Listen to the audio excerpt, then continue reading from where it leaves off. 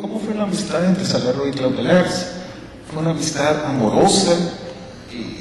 Se dice que los sonetos del Arcángel de Claudia Lars están dedicados a Salarroy. Debo confesar que me alegra poder hacer esta pregunta también al doctor Galindo, porque Claudia Lars decía que usted era su amigo de toda mi confianza. Entonces aquí podemos conversar en confianza. ¿Cómo mira usted este tema entre la amistad de Salarroy y Claudia Lars? No es que nos guste el chambre, pues, pero es una parte interesante sobre la vida de ambos escritores. Bueno, yo creo que era amor, pero porque no era amistad simple. Yo creo que era amor, pero era un amor sublimado. No era el amor corriente, la verdad, porque entonces se hubiera terminado con el tiempo o hubiera pasado algo. No, yo creo que estoy seguro, era un amor sublimado. De él hacia ella y de ella hacia él. Ese creo yo que era el sentido de esa relación. ¿Qué quiere decir eso? Amor sublimado. Bueno, que digamos que no está atado a lo corporal. Yo no es que diga que lo corporal no es una maravilla, por supuesto que lo es. No. Pero es que en el caso de ellos creo que era un vínculo mucho más espiritual. Aunque no quiere decir que no hubiera una especie como de mutua adoración. Y en efecto, los sonetos del Arcángel, yo creo que sí, yo creo que están inspirados en Salarroy, creo que es un lenguaje bastante cifrado, el de este poemario, ¿no? Sí. Parece un lenguaje aparte, incluso. Bueno, él no solo tuvo esta relación sublimada, también la tuvo con Eleonora.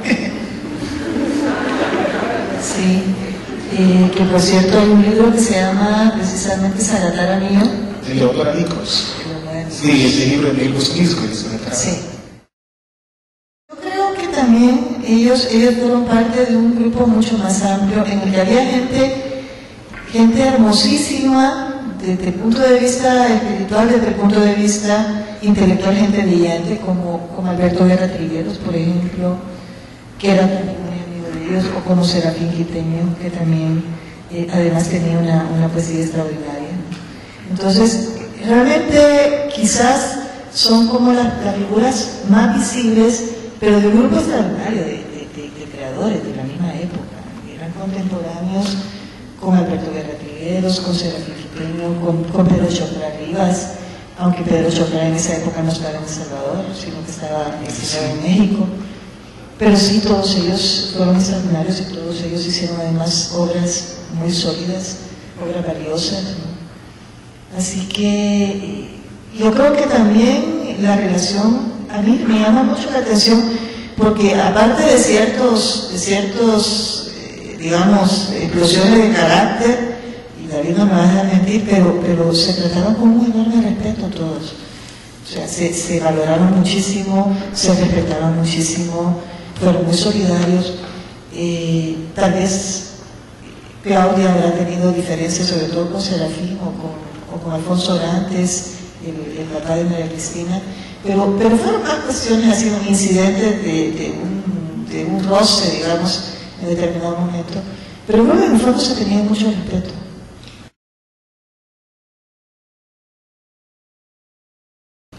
Gabriela Mistral anduvo por acá, por Centroamérica.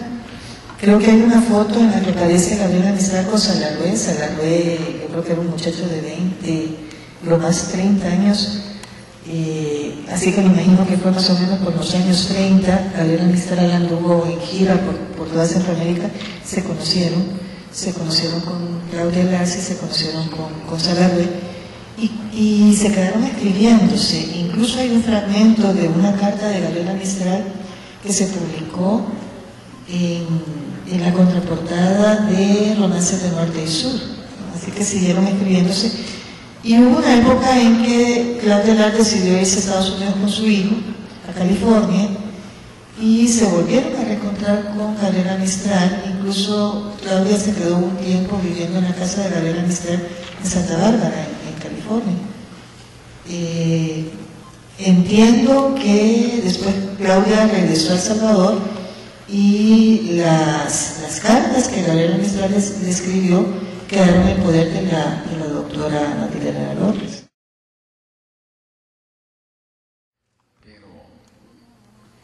Yo recuerdo una que es divertida entre Claudia y Pedro Chaparriba. Pedro era gran amigo de Claudia, eran 4 grandes amigos ahí: Claudia, Salarrué, Pedro Chaparriba y Serafín Quiteño. Y como Pedro era bromista y le gustaba decir cosas que sorprendían, ¿verdad? En una reunión social de un día, porque él le decía, la vieja le decía a la Claudia, y entonces le dice, ¿y ustedes no saben que yo he dormido con esta vieja? Y entonces le dice, sí, Pedro, pero decir los años que teníamos. Vos tenías 2 y yo tenía 7. Porque, claro, como ella estudiaba en la Asunción de Santana, en los fines de semana, que no se iba a Armenia porque no era tan fácil, se hospedaba en la casa de los Chopra en Santana. A Salarrué lo conocí cuando yo estaba en la Universidad Nacional, porque había un certamen en esa época en la Facultad de Derecho centroamericano, en las ramas de poesía, de narrativa, de ensayo. Entonces yo empecé a ganar el de poesía cuando estaba en la facultad, y él fue jurado una vez. Y entonces no me dieron el primer premio, me dieron el segundo premio. Y entonces me dijo Serafín Quiteño, que era miembro del jurado, creo que con Mercedes Durán y Salarrué. Mire David, me dijo, es que Salarrué no le quiso dar el primer premio porque dijo que no había entendido su poema.